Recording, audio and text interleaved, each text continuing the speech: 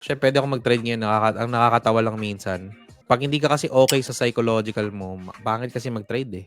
Nahihirapan ka mag-trade dahil not because of the strategy you are using, but because psychology mo, 'di ba? So, 'yun yung minsan problema. So, 'pag pagod ka, hindi talaga siya dapat ipilit.